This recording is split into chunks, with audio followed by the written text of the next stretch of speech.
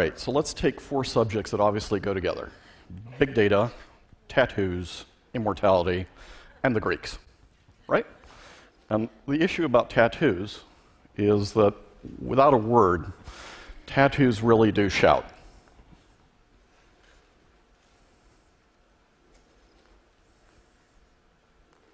So you don't have to say a lot.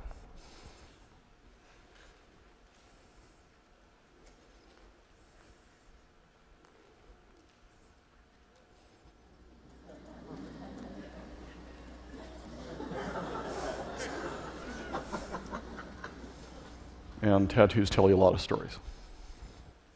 If I can ask an indiscreet question, how many of you have tattoos? A few, but not most. What happens if Facebook, Google, Twitter, LinkedIn, cell phones, GPS, Foursquare, Yelp, Travel Advisor, all these things you deal with every day turn out to be electronic tattoos? And what if they provide as much information about who and what you are as any tattoo ever would? What's ended up happening over the past few decades is the kind of coverage that you had as a head of state or as a great celebrity is now being applied to you every day by all these people who are tweeting, blogging, following you, watching your credit scores, and what you do to yourself. And electronic tattoos also shout. And as you're thinking of the consequences of that, it's getting really hard to hide from this stuff, among other things, because it's not just the electronic tattoos, it's facial recognition that's getting really good. So you can take a picture with an iPhone and get all the names. Although, again, sometimes it does make mistakes. But that means you can take a typical bar scene like this, take a picture, say, of this guy right here, get the name, and download all the records before you utter a word or speak to somebody. Because everybody turns out to be absolutely plastered by electronic tattoos. And so there's companies like Face.com that now have about 18 billion faces online.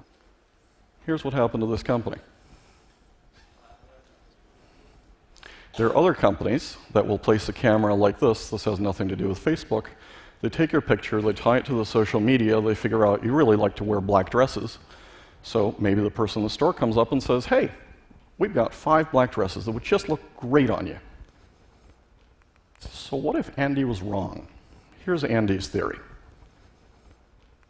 What if we flip this? What if you're only going to be anonymous for 15 minutes? Well, then, because of electronic tattoos, maybe all of you and all of us are very close to immortality. Because these tattoos will live far longer than our bodies will. And if that's true, then what we want to do is we want to go through 4 lessons from the Greeks and 1 lesson from Latin American. Why the Greeks? Well, the Greeks thought about what happens when gods and humans and immortality mix for a long time. So lesson number 1, Sisyphus. Remember, did a horrible thing, condemned for all time to roll this rock up, it would roll back down, roll back up, roll back down. It's a little like your reputation. Once you get that electronic tattoo, you're going to be rolling up and down for a long time. So as you go through this stuff, just be careful what you post. Myth number 2, Orpheus. Wonderful guy, charming to be around, great partier, great singer, loses his beloved, charms his way into the underworld, only person to charm his way into the underworld, charms the gods of the underworld, they release his beauty on the condition he never look at her until they're out.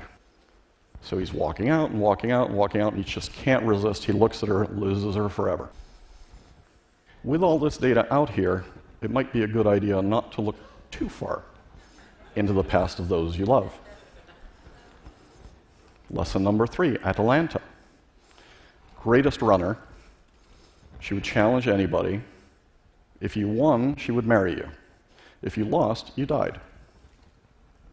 How did Hippomenes beat her? Well, he had all these wonderful little golden apples, and she'd run ahead and he'd roll a little golden apple. She'd run ahead, he'd roll a little golden apple. She kept getting distracted. He eventually won the race. Just remember the purpose is all these little golden apples come and reach you, and you want to post about them or tweet about them or send a late message. And then, of course, there's Narcissus. Nobody here would ever be accused or be familiar with Narcissus. But as you're thinking about Narcissus, just don't fall in love with your own reflection. Last, a lesson from a Latin American. This is the great poet Jorge Luis Borges. When he was threatened by the thugs of the Argentine military junta, he came back and said, "Oh, come on, how else can you threaten other than with death?" The interesting thing, the original thing, would be to threaten somebody with immortality. And that, of course, is what we are all now threatened with today because of electronic tattoos. Thank you.